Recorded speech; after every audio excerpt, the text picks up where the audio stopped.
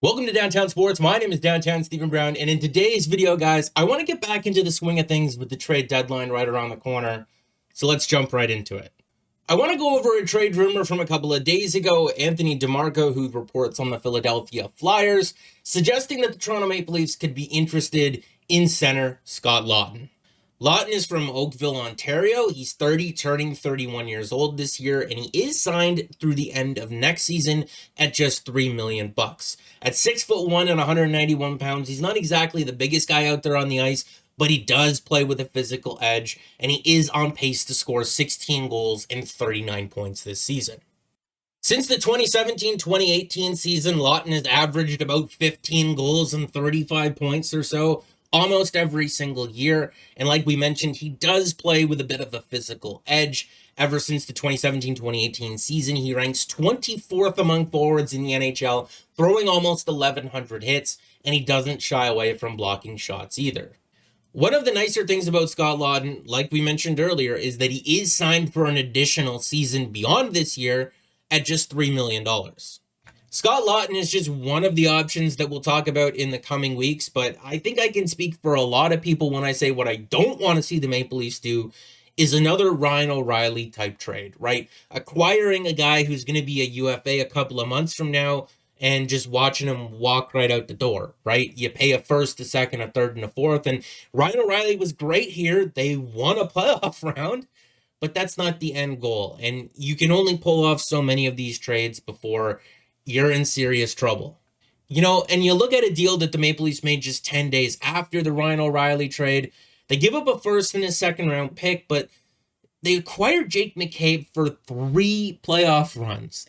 I do that trade over and over and over and over again as many times as I possibly can, without even factoring in that the Blackhawks retained to make his salary go from $4 million to $2 million. And that's not even considering that he signed an extension earlier this year, right? So I don't sneeze, I don't cough, I don't lose any sleep. I don't even think about that first and that second round pick because Jake McCabe's worth infinitely more than that. He's been excellent, playing heavy shutdown minutes for the Maple Leafs for the last couple of seasons now. This is exactly the type of trade that they need to be making.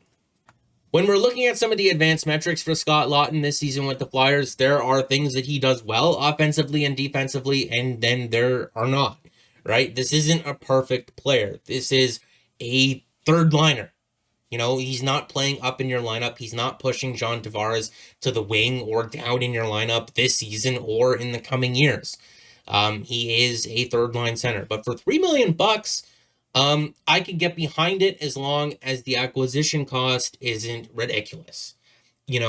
When looking at the Maple Leafs and what they've been lacking this year and what we've been talking about, even going back to the summer, I know I haven't made videos in a while, but in the summertime, we pointed out that they desperately needed a third line center, that they're not going to get the amount of offense that they need to have 3 solid lines, to be less top heavy from guys like Pontus Holmberg and David Kampf. But in looking at Scott Luaghton, a guy who could chip in 15 goals and 35 to 40 points or so while playing that physical two-way style game sounds pretty nice to have on any team's third line. But in looking at those advanced numbers, it's always important to contextualize them, right? Because Luaghton could be putting up great numbers, but if he's only going up against the other team's third and fourth line, then who cares, right? If you're telling me that he's a two-way shutdown center, how does he fare going up against the other team's best players? Well, among Flyers forwards, he ranks 8th in terms of percentage of ice time going up against the other team's best players. So there are players ahead of him on the depth chart in Philadelphia. When John Tortorella is saying, I need somebody to match up against the other team's best players, he's often turning to other guys. But also in those same minutes, he ranks 5th on the Flyers in terms of defensive zone starts, right? So when he needs somebody to play in the defensive zone against the other team's best players, Scott Luaghton is somebody that he turns to. And I like using DFF percentage, dangerous Fenwick 4. And what that tries to look at is the quantity and quality of unblocked shot attempts. Because that metric doesn't penalize guys who block shots, right? If you're up a goal late in the game and all you need to do is just lock things down, I really don't care how the puck doesn't get to the net, as long as it doesn't get to the net. But at the same time, I can also respect the fact that preventing the attempt of even shooting the puck at the net is better than needing to block it in the first place. So there definitely is a place for both. But in looking at the dangerous Fenwick 4, the quantity and quality of shots being taken on net when Laughton is out there against the other team's best players, it's a bit of a mouthful. The Flyers come out on top with him playing heavy defensive minutes, which is a huge positive. Basically, everything that we talked about so far in this video can be summed up in the 4 charts that are on the screen right now in looking at how the Flyers play when Laughton is on the ice versus when he's not. And offensively, they're about even. But because we know that Laughton plays a larger defensive role, I actually think that that's more impressive, right? If you're generating the same amount of offense while playing in your own zone more often than guys who are not, that says that you're doing the right things in your own zone to be able to transition the puck the other way. And then defensively, the Flyers are actually slightly better with Laughton on the ice and playing more difficult minutes up against the other team's better players like Laughton does. I would say that that's more impressive than guys who maybe don't do it as much. He's kind of, sort of, not really a center this season. This quote from John Tortorella from the middle of December saying, "I prefer Laughton on the wing.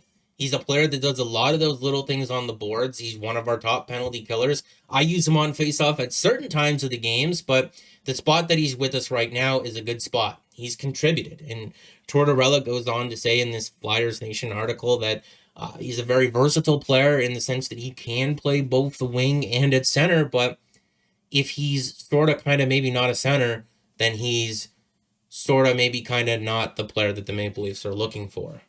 Because if we're looking at these advanced numbers again from this season, when he's primarily playing on the wing, like we said, there are things that he does both well offensively and defensively, but there are things that he doesn't do well either. If we're looking at the numbers from last season when he primarily played center, mind you, he did get a Selke vote in there, but there are fewer things that he does well, both offensively and defensively, and more things that he doesn't.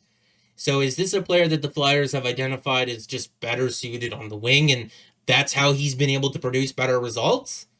I don't know, but there's a lot of red here, and I'm starting to see a red flag.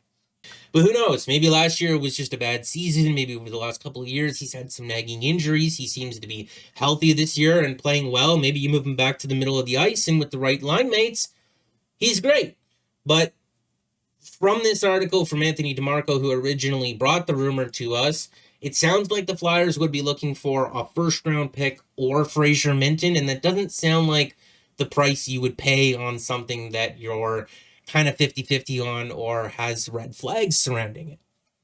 I would almost rather the Maple Leafs package a first-round pick and Fraser Minton together and shoot higher. You know, get somebody better than Scott Luaghton. Get somebody younger. Get somebody who's signed longer. Get somebody who can help you replace John Tavares in 2 or 3 years. Somebody that can maybe push him to the wing. To do that this year would be very difficult because over an 82-game season, he's on pace for like 40 goals and 80 points or so. And I don't think you're getting anybody like that at this year's deadline. Tavares is still a very capable second-line center, although in the playoffs, the numbers go down quite a bit. I don't know. This doesn't sound like the player that I would pay a first-round pick for, is my thing. If it was like a second-round pick, yeah, I'd be all over it. But it doesn't seem like that's going to be the case. Sounds like the Flyers are holding out and will give Scott Luaghton to the team who offers him a first-round pick first. Maybe the asking price comes down and you're able to do a second-round pick and a mid-level prospect that isn't Fraser Minton, and then at that point, I'd be interested in it. Like Anthony DeMarco mentions here, maybe they take back somebody like David Kampf. Maybe that can be of some value to you as well. I don't know. Scott Luaghton, for now anyway, he's on my list, but he's not at the top of my list. Before I get out of here, you might have noticed the Four Nations face-off box in the background and the Team Canada jersey hanging up in the background. Paid sponsorships and advertisements. I don't usually do them here. I've turned down a lot of them just because I think it's a little bit awkward to sell you guys stuff. But when Fanatics emailed me a month ago and asked me if I wanted one of these things for free, there was no way that I was saying no to that. You guys know how much I love hockey jerseys, and talking with you guys. You guys have messaged me on Twitter asking me about jerseys that you're going to buy or collections and stuff that you guys have, and it's always a lot of fun to be able to talk to you guys about that sort of stuff. And if we take a closer look at the jersey here, I don't think it's not a traditional Team Canada jersey. You know, it's got a more modern feel to it with the leaf and the font across the middle. But I do like the red and the cream color, and you know the little leaf pattern that goes across the middle and on the sleeves, and the little puck logo on the collar that's got the Four Nations colors there, and the patch that's on the jersey as well. And if you have one of these things with a name on it as well, like I said, I think the red and the cream color, the numbers are like a cream color, goes really well together, especially when you're seeing the full jersey on the ice with the players wearing it. I don't think it's quite as nice as the 2010 jersey. I don't think any jersey that Team Canada has is quite that nice. Maybe the ones that they had in the 80s with like the half leaf like going across the middle of it. They wore blue pants a couple of years though. That's it's a little bit weird, but still, those were really nice jerseys. Well, I don't think this one is as nice as the 2010 one.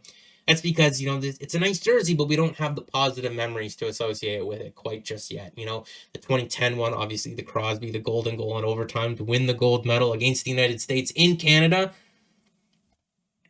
If they win in Boston next Thursday night against the States and Crosby factors in, you know, I'm going to have to get Crosby on the back of this jersey. But it won't be as nice because this is the Four Nations tournament. That's the Olympics. But still, it's a beautiful jersey. There'll be a link in the description in the video. If you click on that and you buy anything afterwards, I will be receiving a small commission. It doesn't get added onto your bill. It comes out of Fanatics' pocket. So that's something that I'm legally required to disclose here. I got the jersey for free. We'll make commission if you buy anything. I don't know how many of them are left, though. They sold out really quickly. So you can check out the link there. But Fanatics, if anyone from Fanatics is watching this video, the jersey did get here a couple of days late. I think it got here on Monday or Tuesday of this week, so the 10th or the 11th. And then I've been working on this tournament as well. I work TSN Sports Center. I got to cover Canada Sweden on Wednesday, so it's kind of hard to make these videos, and with the strange hours, working till 2-3 o'clock in the morning every night, it's hard to get up the next day and having to go to work and also make these videos and stuff. And that's why I haven't been able to make these videos very much the last little while. More I would like to. I think about it a lot, but it's been very difficult working almost full time at TSN and balancing family, friends, relationships, other responsibilities and stuff like that as well. When I started this channel, I was a college student and I was working part time as well. I had all the time in the world and no responsibilities. Being an adult is difficult, and I'm only doing like half of, some people have kids, some people have 2 jobs, there's a lot of other stuff that you could add onto that plate. So but also, it's something that I've been thinking about is that, maybe I can make these videos more often and stuff like that if I'm not worried about them being absolutely perfect. This video, this last couple of minutes here that I've been speaking for almost 4 minutes now, I've redone it like 4, 5, 6, 7, 8, probably 10 times, if I'm being honest with you, just because I like things to be perfect. But in doing that, these videos take 3 or 4 hours to make, and that's hard to fit in when you're trying to balance everything else. But if I'm not worried about that, maybe it can only take 1 or 2 hours, and then I can make more of them. So let me know if that's something that you guys would want to see. Obviously, make sure to like the video if you did like it, and subscribe for more, because more should be on the way. And I'll see you again in the next one.